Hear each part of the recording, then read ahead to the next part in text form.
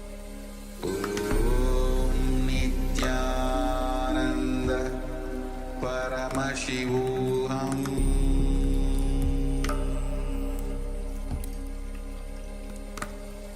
Om Nithyananda Paramashivoham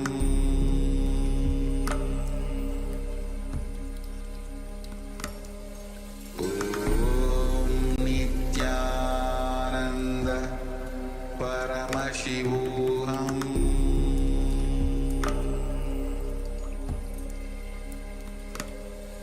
Om Nithyananda Paramashivoham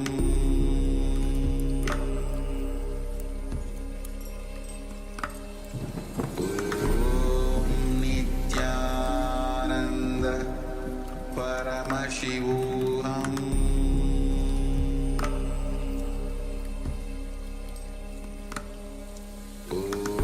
Om Nithyananda Paramashivoham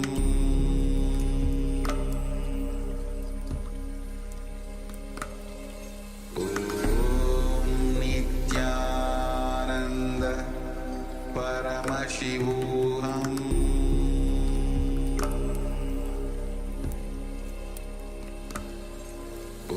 Om Nithyananda Paramashivoham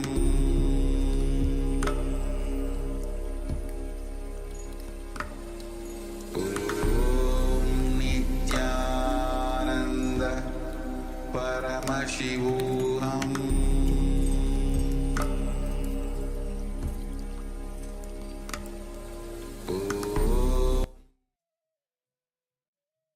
Now, slowly, you can relax and take a moment to share what was revealed to you as you were scanning the Acharya's rehearsals, the object or the items that we have in front of us. So let's take a moment and share what Swamiji revealed to you. Understand it is through your deep connection with Swamiji that you start manifesting the powers. So without any hesitation, just go on sharing and understand that it is Swamiji who is manifesting through you. So any hesitation that you feel, you feel that whether it was wrong, right, do not hesitate to share.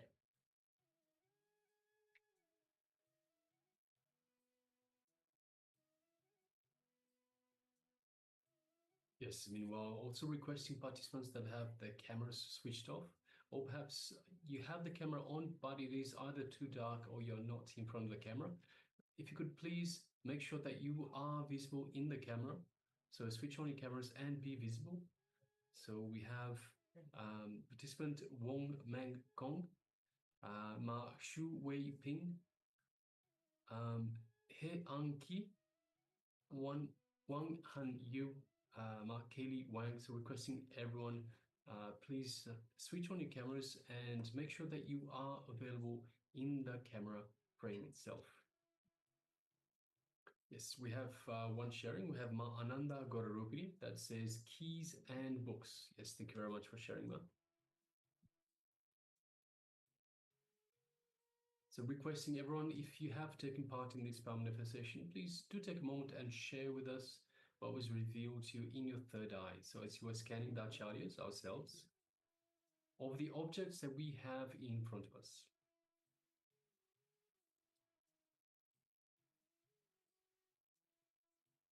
And even all the you participants on the YouTube, you can start sharing your revelation. Even you do not think that since you are on YouTube, you are not being attended. Make sure that you are putting your revelations on YouTube chat. You'll be attending to each of your comments. So you can also start sharing on YouTube. Meanwhile, you can, all the participants on the Zoom, you can also start sharing your revelations on the third eye as you are scanning, manifesting the power of remote vision. All right, so let us now start the verification stage. So we'll be showing some of the items that we had, or rather all the items that we had in front of us. So of course we do have the laptop that we have in front of us that we cannot show. I have a glasses case. So this is one case for the glasses. We have one mouse, as you can see. And we have some earphones as well, and perhaps also a hard disk. So these are the objects that we had in front of us. So yes, Mahananda got repeating. We didn't have any books or keys this time. So yes, thank you very much for manifesting this power. And thank you all of you, those who have taken part in the power manifestation, even those who have not yet shared.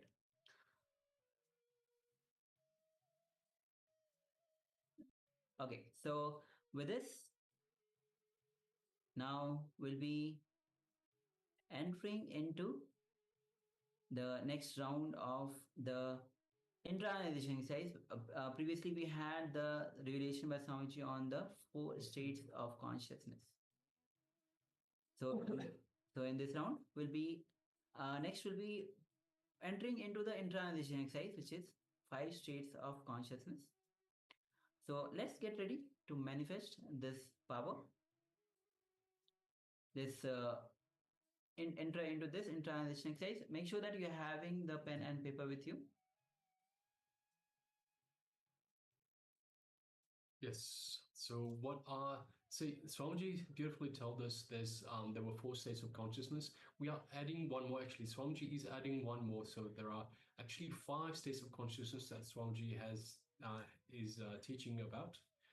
But let's start off with the first 4, and then we'll go beyond these first 4 to the 5th one as well.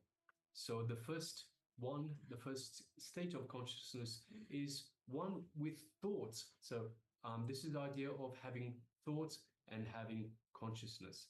With thoughts, with consciousness, without thoughts, without consciousness, and the combination and permutations of these two, which give us a square of 4 different states of consciousness. So the first one, with thoughts, with the idea of I exist, with I consciousness, and that state is called the thinking or the Jagrat state.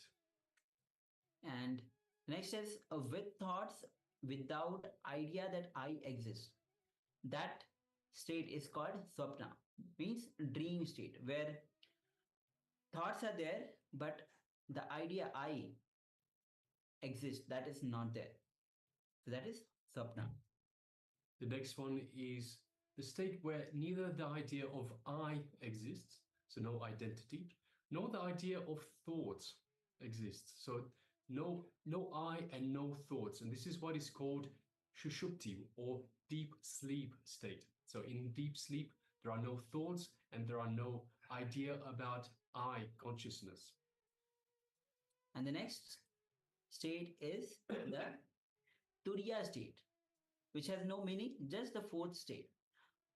In this state, the idea I exists, but there is no thoughts. So without thoughts, only the pure idea that I exist. That is the pure state, the Turiya state, the 4th state. Yes, and then we move on to the 5th state that Swamiji has told us about, which is Turyatita, which is beyond the 4th state. So Turyatita means not only that you are awake, but you are alive. You can move anything you want through consciousness. So that is the Turyatita or the 5th state of consciousness. So we'll be just projecting these 5 states.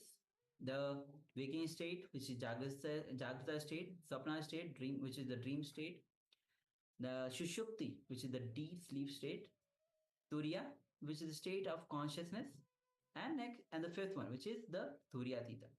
So that you can have a reference for yourself. Even if you want, you can pen down. And so just take a moment and pen down these 5 states of consciousness.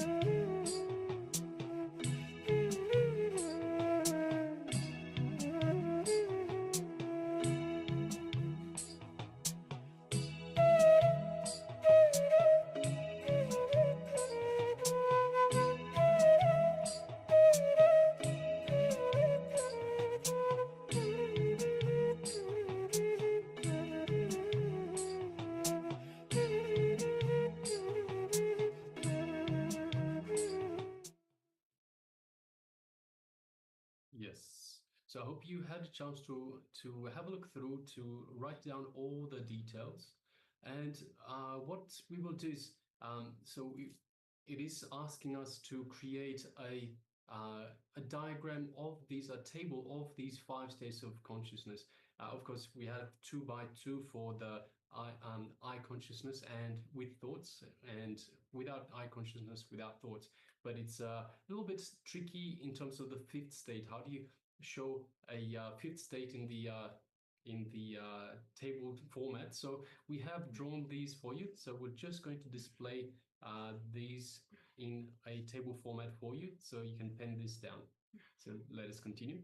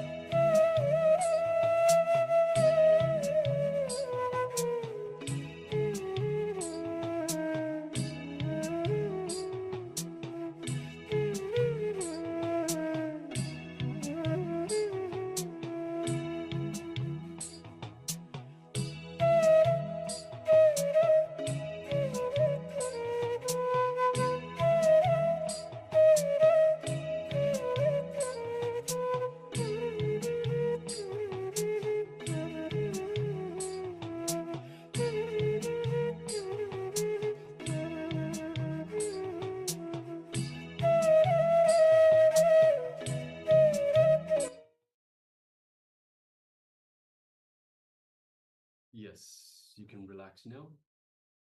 So this diagram that you've just seen, it represents the 5 states of consciousness in a table format, as Swamiji has told us. So once again, you have with thoughts and with I identity, that is the waking state or the Jagrat. Without thoughts and with I identity, that's the conscious state of Turiya, the 4th state. You have with thoughts but without I identity is the dream state, the Swapna. Without thoughts and without the I identity is the deep sleep state, the Shushupti. And of course, the 5th state, which is beyond Turiya, beyond the 4th state, is the 5th state, and that is the Turiyatita, which is the state where which allows us to do anything, to move anything just through our consciousness. We are eternally awake in that.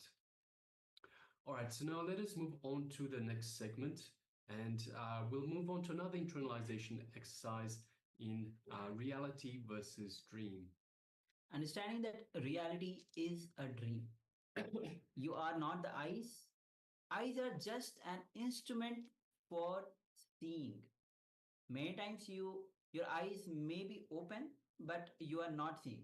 And actually, you have much of experience multiple times where your eyes are open, but you are not actually seeing, not registering the scene which you are seeing. Many times it happens in our life.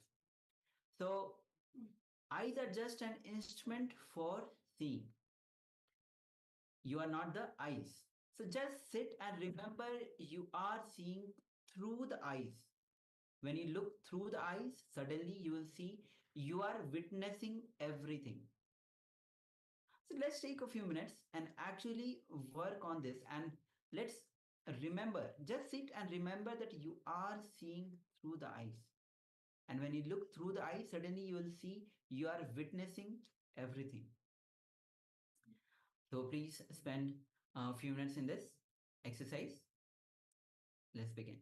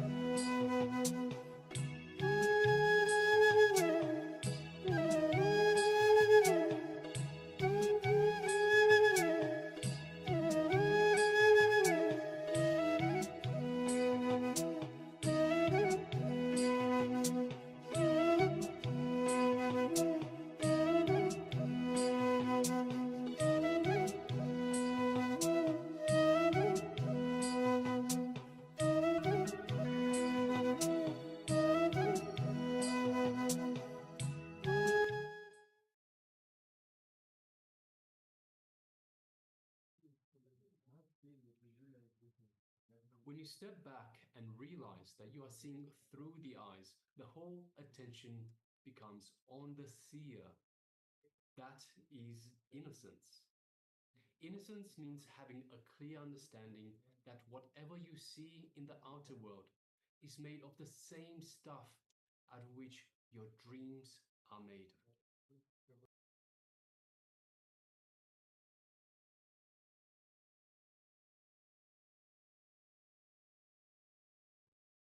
Cognizing reality is a dream.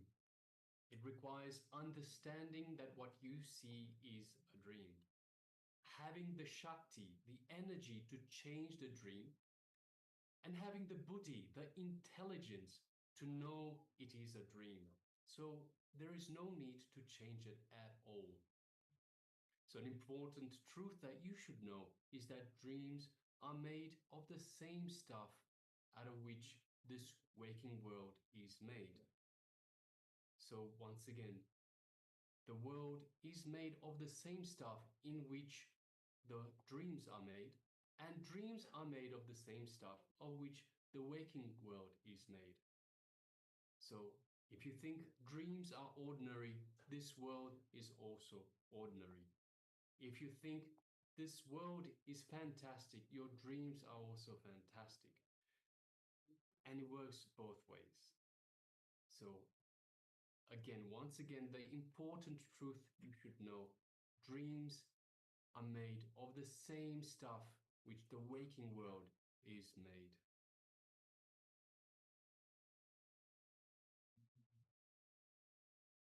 If you think this world is some kind of a reality for you, dreams are also reality. Understanding this truth will give you the energy to make your dreams into reality, and it will give you the intelligence to understand that whatever you think as reality is nothing but one more dream. So,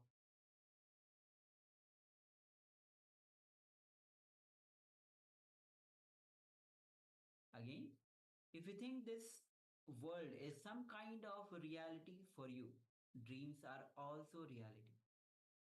Understanding this truth will give you the energy to make your dreams into reality. And it will give you the intelligence to understand that whatever you think as reality is nothing but one more dream. So, with this, we'll be continuing with our next session. And this is the understanding when you realize that dream, the reality which you are experiencing is one more dream. Yeah, so this is a very important truth to understand. If you understand this truth, there are two things. You can make your dreams a reality. And you can also realize that reality is only a dream. And of course, there's this third step, as Swami beautifully tells us, that if you realize that both reality and dream is just a dream, then there's no need to actually change it.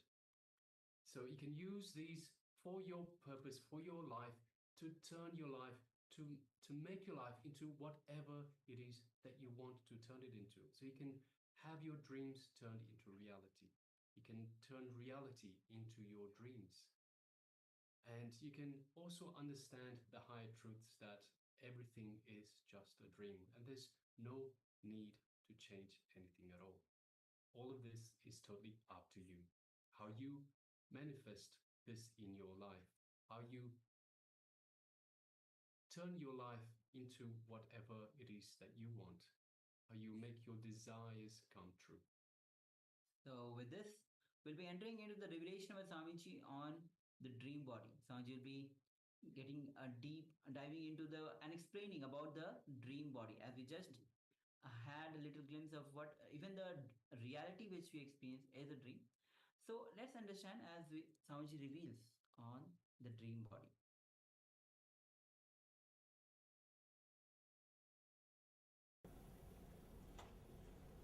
We will enter into the second session, which is related to dream body, which is subtle body. let you understand few things.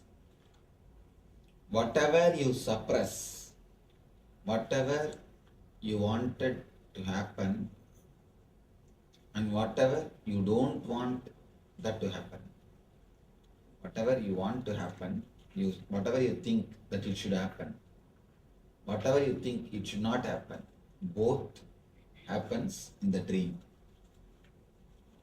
Whatever you think you want to happen, the desire, the greed, whatever you think it should not happen, the fear, which you suppress, both comes up in the dream.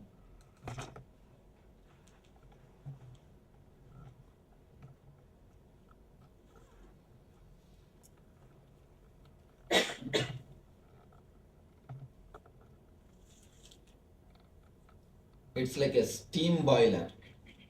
Your mind is like a steam boiler. Whatever you suppress, if the pressure becomes too much, there is a safety valve. That is what we call dream. You just dream and the pressure comes to normal. The moment when the pressure is normal, no more problem, no more dreams, no more fear. You run your life normally.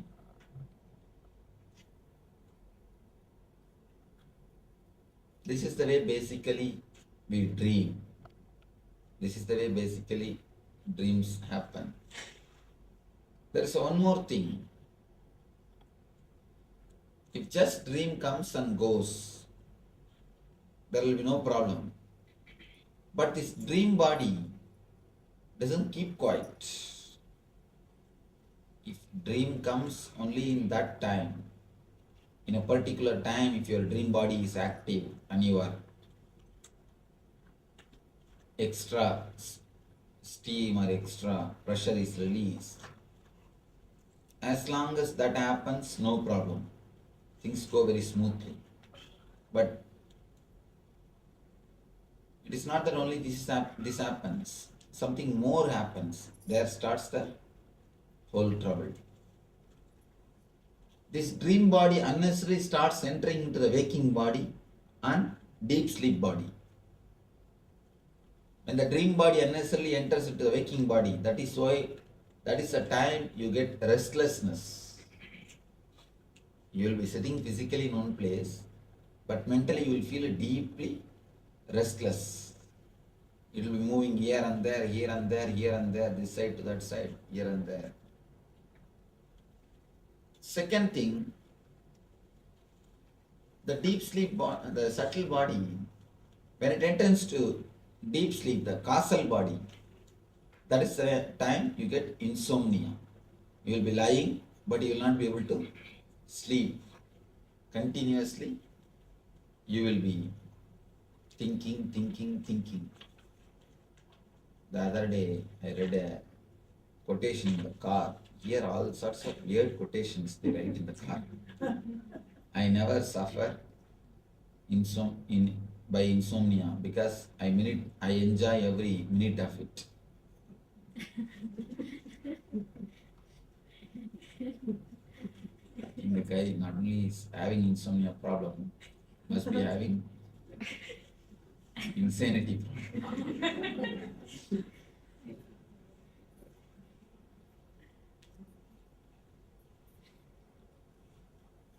When the dream body enters unnecessarily into the waking body or into the deep sleep body, it creates trouble.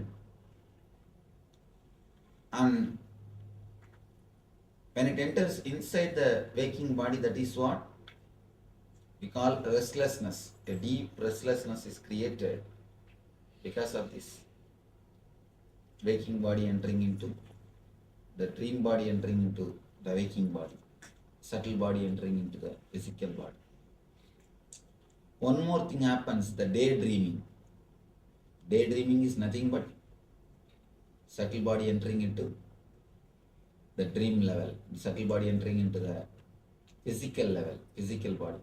When you are sitting, but your mind will be somewhere wandering. somewhere dreaming, almost as it is now.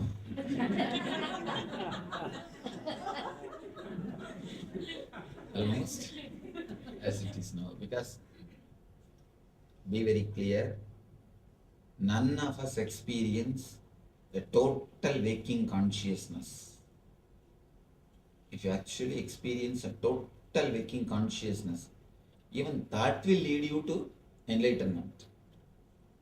But we never experience a total waking consciousness. We always keep a certain amount of dream body, so that any time enlightenment comes, we can escape. Any time suddenly if super consciousness starts happening, we can escape from it. It's like you keep a continuous shield.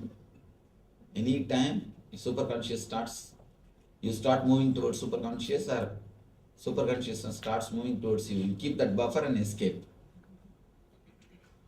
Continuously, one portion of you goes on thinking, daydreaming. If the height of the daydreaming is too much, then depth of the night dreaming also will be too much. The amount which it interferes with the physical body, the same amount it will interfere the deep sleep level. If you have too much of daydreaming, you will naturally have too much of night dreaming. Only these two, three important things, if you know about the dreams, that's enough. First thing, verify whether it is color or black and white. Whenever you want to know the meaning of the dreams. If it is 4 color, understand, then it is a dream from superconscious, dream from samadhi, not from conscious or deep sleep. Whenever it is just a 2 color, you don't remember the dream at all. You don't remember anything, just some vague pictures are seen. 2 color, black and white. Then be very clear, it is from conscious state, waking state. Whenever it is just words, if you are introvert, you can understand, not even 2 color, just few words will be coming up. You will be dreaming in words. Whenever it is words, it is just from causal body. You need little more sleep, that's all, nothing else. You need little more sleep. Don't bother at all about that type of dreams. These 2 dreams has no base. There is nothing to know, nothing to bother. Only these 4 color dreams has got some meaning in your life. These 4 color dreams has got some vision, some intuition in your life. One more thing. Can we sleep without dream? Yes, we can. And that is one of the healthy way of how to be. If you can sleep without dreaming, you will have a perfect health, not only physically, even mentally. Or if you can sleep so deeply that early morning you don't remember your dream, again you have perfect health. The more you are out of dream state, the more you have health. If we remove the dream part or the subtle body from our 4th state, if you can remove the dreams, you will never go through the dream and causal body. You will directly fall into superconsciousness. There will be no 3-4 differences in your state at all. In your whole 3 state, there is only one thing. There is only one border line which creates all these 4 states. An important thing. The 4th state is not created by 2 lines. No, it is created by just 1 line. It will be difficult to understand because always mentally 4 means you need at least 2 lines. to create 4 level, above, center and below, and at least 3 lines you need to create 4 levels. But it will be difficult. But truth, here only one line, only one portion, when it is inserted, it creates all the 4 level. If you don't have night dreaming, you will not have what is daydreaming, the so-called waking state. And naturally, when you don't have waking state and dream state, you cannot have deep sleep state, because the deep sleep state by the time will become superconscious. It is deep sleep as long as you have a dream and waking state. When these two are not there, what exists is enlightened state only. Automatically, there will not be anything called deep sleep state. Because the difference between the deep sleep and enlightenment is only one thing. The deep sleep, you don't have awareness. In enlightened state, you have awareness. Otherwise, both are one and the same. A small example, it's a mystical truth. When you are in a waking state, your consciousness stays in Ajna Chakra. When you are dreaming, it goes to Vishuddhi. When you are in deep sleep, it goes to Anahata. It just sleeps. That is why you can never sleep if your neck is straight. Even lying on your bed, try, just keep your neck straight. You can never fall asleep. Unless you relax your neck, you can never fall asleep. And if you relax your neck, you don't have to do anything. Now itself you will fall asleep. If you relax your neck, immediately you will fall asleep, here itself. If you don't relax your neck, even in the deep sleep state, even if you lie down, you can't fall asleep. You will not be able to sleep. Deep sleep state, it goes to Anahata.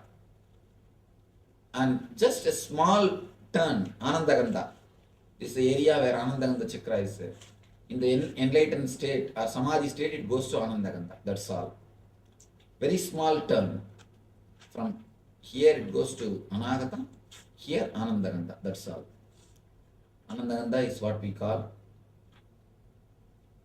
of course, if you are a healer, you know what is Anandagandha.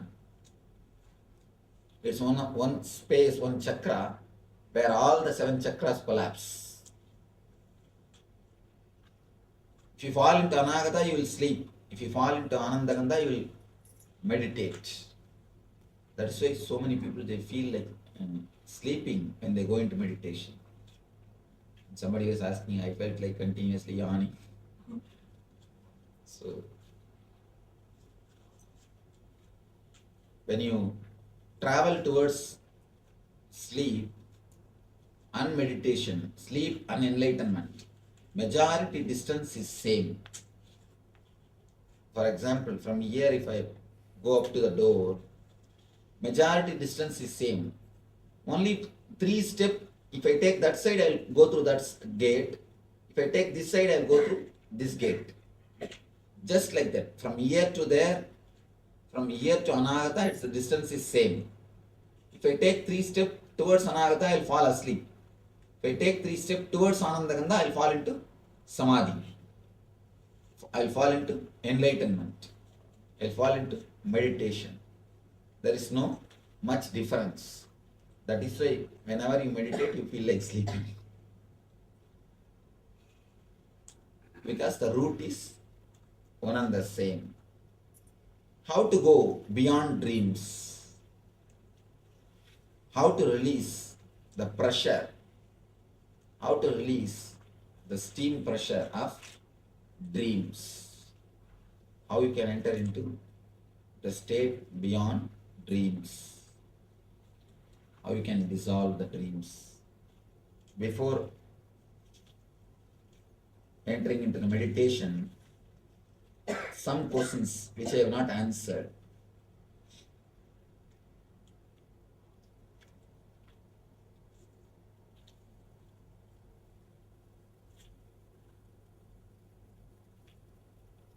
some questions worthy of answering. I'll try to.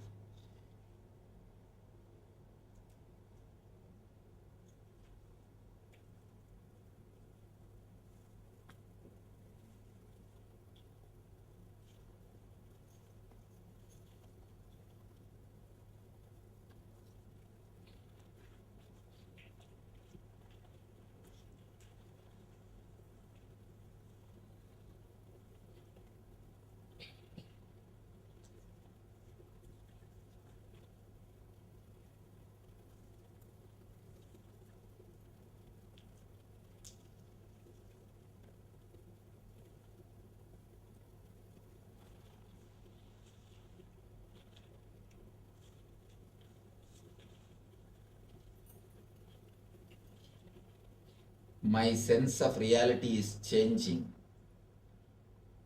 Sometimes I feel I am seeing that life is an illusion, like being in a play, and that everything belongs to me. So just act as God tells. Heart wants to, and it will be wonderful. All is possible. But then I see the mind restarts the delusion of fear. So how to remain longer in that shimmering reality? Even physical objects look different, less dense. Is this reality or a better illusion? See, the moment you feel good, feel wonderful, even if it is reality, why do you bother? Even if it is illusion, why should you bother? When it is joyful, why don't you let it be there? The doubt, is this reality or a better illusion, is the first disturbance. Why? You don't enjoy that state. Second thing, don't try to possess that state. When it happens, relax. Don't have the fear. When it may go away. It may suddenly move, it may go away. Don't bother. Even if it goes, don't worry. Will it go or will it stay? Relax. You will see that it will start staying in you.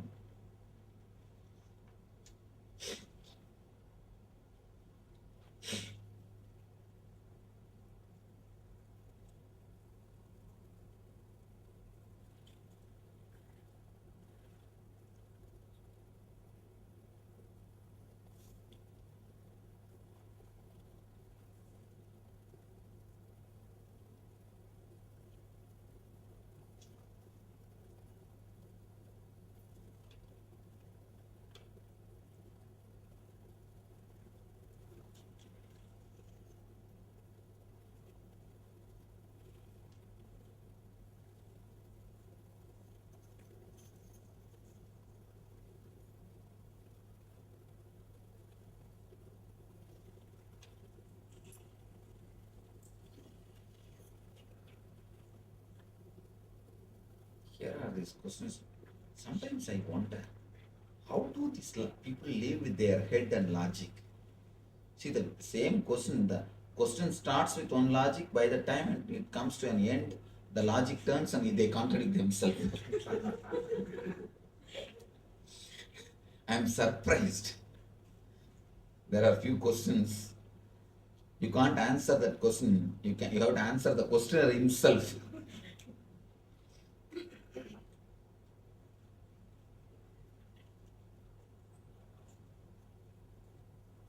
How to realize who I am and why I am here? Ask the next person, he will tell you. This question has to be asked to you, to yourself, who am I? Not to somebody else.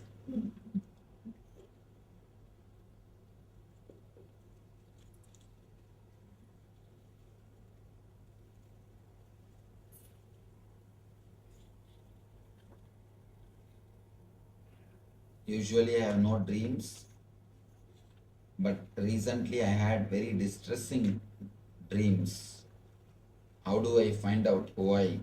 There is no need to find out why. Find out how to come out, how to stop having the dreams with so much of stress.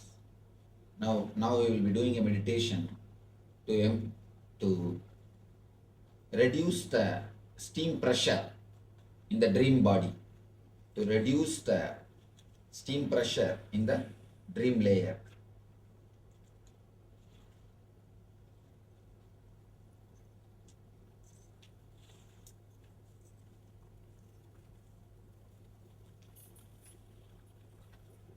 Is a deep fear cause for repetitive dreams of animals biting me?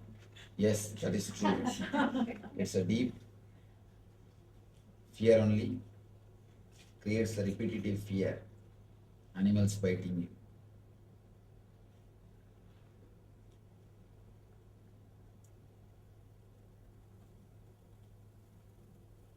If vision can guide us, what will guide people who does not identify it or who does not get vision? How can they identify what they need to do next? Either God has to guide them or their wives will be guiding them. Don't worry about it. In my dream, I always enjoy myself, no worrying at all. Is it good or bad? It is good. It means you wanted always not to worry about anything, but your conscious mind continuously creates some worry. There is no need unnecessarily to worry. At least in that state, let you be without worries.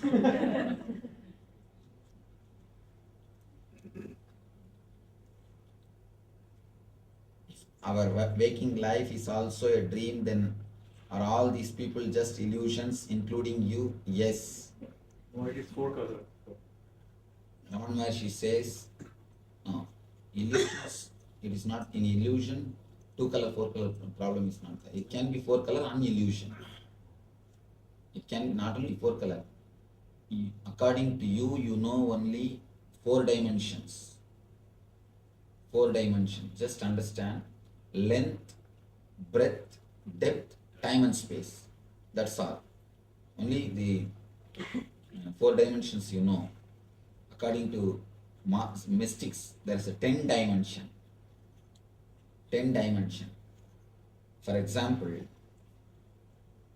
you can leave the length of this mic and breadth of this mic and just teleport the depth of this mic from here to here. Length and breadth will be here, just depth can be teleported. It means you will put your hand, nothing will stop your hand, but you will see the mic form. Nothing will stop your hand. And you can leave the depth and just teleport length and breadth. Nothing will be seen. If you put your hand, it will hit. Something will be stopping you. So there are 10 dimensions. You know only 4 dimensions. That is what you call reality. It is not reality. Reality is 10 dimensional. It is Dasamasthana. In Upanishads, they speak about Dasamasthana. There are multi-dimensions which you do not know to the reality. You know only this 4 dimension.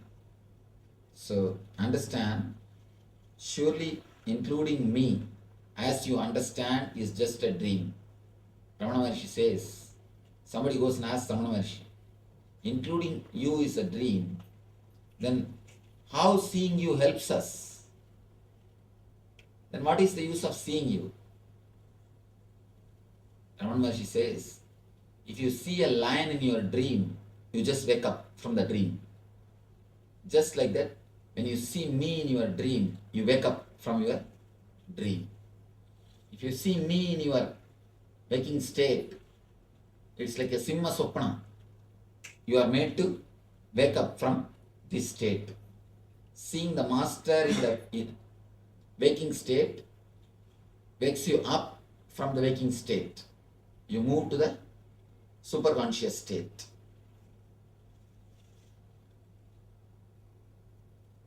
Ramana Maharshi never had dreams. Can you remember any of your other lives and can you tell us about them? I have already spoken about my past life. There's a book coming, Echoes from Laughing Temple. Read that, you will have a clear detail. Is it important to be vegetarian? It will help your growth.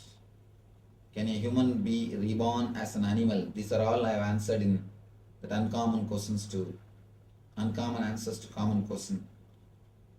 If the future can be seen, how can it be changed? If one person sees the future and then another changes it, then the first person did not see the future correctly.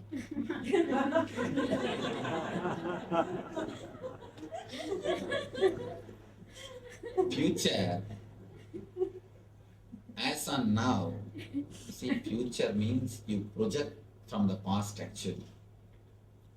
If you just see somebody's past, almost you can identify his future, how it will be. Because future means you don't create from somewhere else. You create the future from the same stuff which you call as past.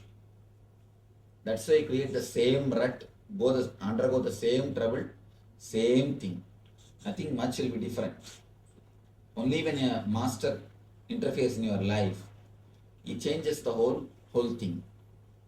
So if you go to an ordinary person, when he predicts only the real future. But when a master comes, he just changes it. It is like a time shaft. If you go to an ordinary guy who does prediction, he sees the time shaft, what is printed, and he says. And if you suddenly meet a master, and if he erases, how can the person who predicts can be responsible? So he is not responsible for it. Can drugs be useful for a spiritual person? No way it can be useful. It can only be harmful. Can sex be useful? It can be used when it is used with the proper tantric techniques. But as on now, it's very difficult to get a proper tantric techniques. All the tantric techniques available now and all the tantric masters at least available now are like astrologers. Astrology is great shastra, but astrologers are, just like the tantra is a great shastra, but the tantrics have spoiled it. Can you see auras? Do you see unusual things? I can see auras, but I don't see unusual things. I see usual things. You see actually unusual things. Only you see unusual things. I see only the usual things.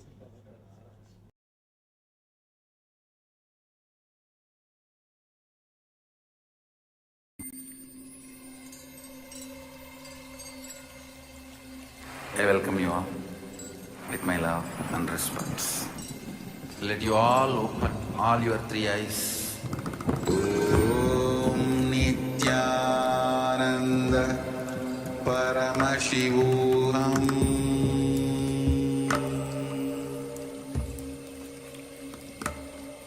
Om Nithyananda Paramashivoham.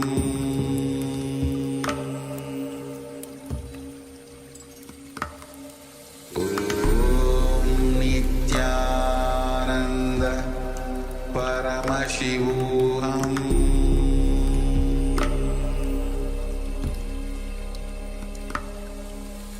Om Nithyananda Paramashivoham. Om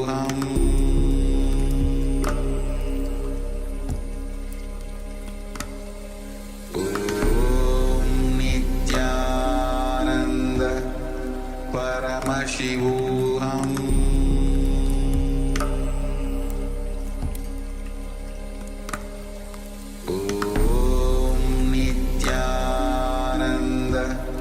Paramashivoham.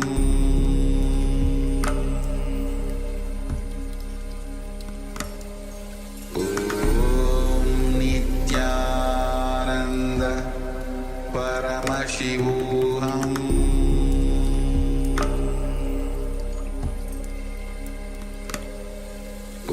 Om Nithyananda Paramashivoham.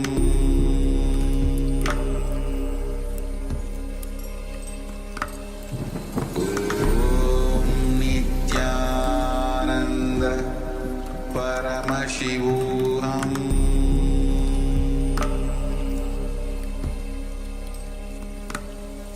Om Nithyananda Paramashivoham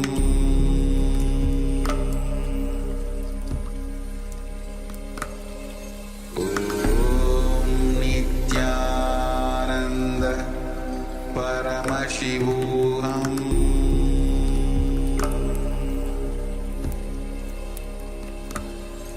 Om Nithyananda Paramashivoham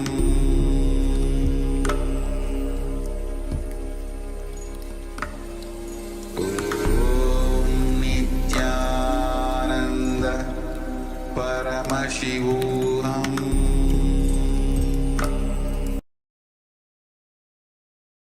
Yes, Nithyananda, all of you. So Swamiji says very beautifully, when the dream, if you remember in 4 color, then that is actually a vision. And how ultimately even the dream is, even the reality is a dream. So with this, let's move on to the power manifestation. And today, as we are doing the power of remote vision, again in this round as well, will be all of you will be actually scanning the items which are in front of us, the acharyas. We have few items, the objects in front of us.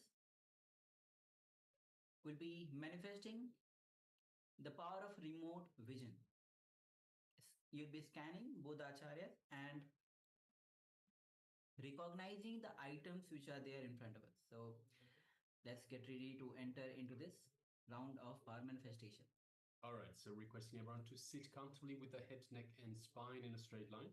If you wish, you can keep your eyes closed or you can keep them open. It is up to you. But it is important to keep this straight line with the head, neck, and spine to allow for the Shakti, for the energy to freely run through your body, for the Kundalini Shakti. So once again, requesting everyone, let us sit comfortably with the head, neck, and spine in a straight line. And just let's start off with just taking a couple of long, deep breaths. So just follow my lead. Let's breathe in slowly and deeply. And breathe out slowly and deeply. And once again, breathe in slowly and deeply. And breathe out slowly and deeply.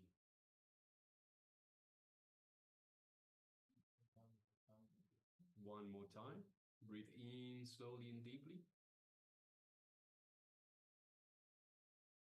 And breathe out slowly and deeply.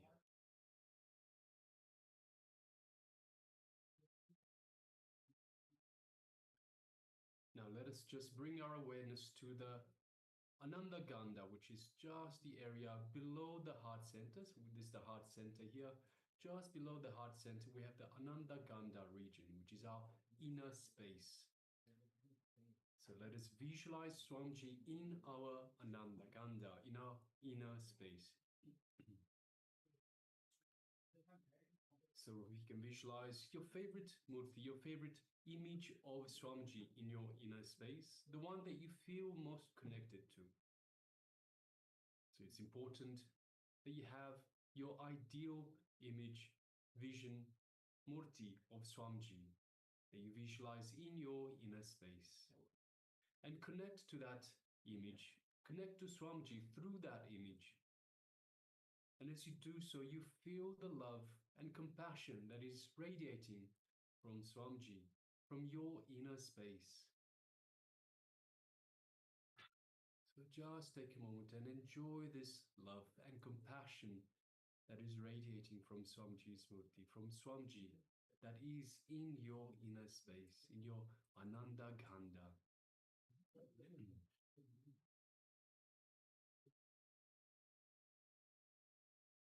Feel the superconscious energy radiating from Swamiji that is permeating throughout your entire body. Every one of the trillions of cells in your body is being energized by this super conscious energy. Every one of the trillions of cells is being awakened to this possibility of power manifestation. And as you connect to Swamiji, as you build this feeling connection to Swamiji in your inner space, you feel the space of oneness with Swamiji. You know that you are in oneness with Swamiji. Just take a moment and feel that space of oneness with Swamiji. Any doubts that arise, just become a witness, just unclutch any doubts, any impossibilities, any judgment. Just unclutch again and again and again. Simply become a witness. Just the way the thoughts come up, let them go back down. It's important that you don't get involved in these thoughts. Just become the witness. That is how we unclutch. Again and again, unclutch. And unclutch from all the thoughts that come to your mind. The only reality is the space of oneness with Swamiji, the Supreme Pontiff of Hinduism, the living incarnation and embodiment of the Supreme Superconsciousness. Just feel that space of oneness. That is the only reality. You are Paramashiva. We are Paramashiva. That is the only reality. We are superconscious beings, superconscious energy.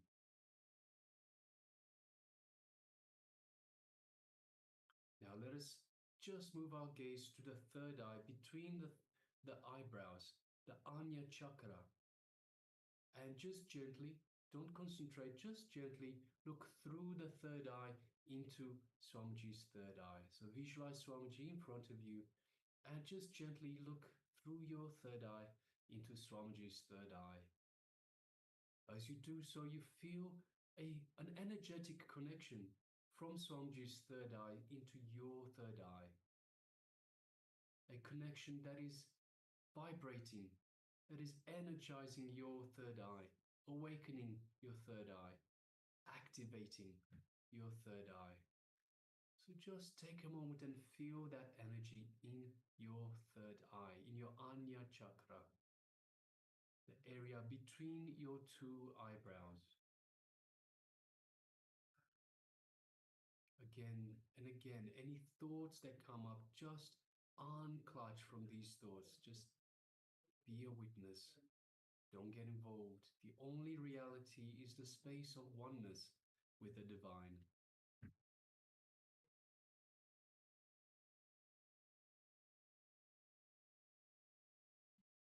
Now, from this space of oneness, let us start making a strong intention to scan and see the items that are in front of the acharyas of ourselves. To make that strong intention, that again is the only reality. So the only reality is you are in oneness with Paramashiva, in oneness with Swamiji, and you are visualizing and scanning the items that are in front of the acharyas. Now let us start chanting the Mahavakya, which is the cosmic code word that Swamiji has given us to build that feeling connection, to strengthen this feeling connection to him.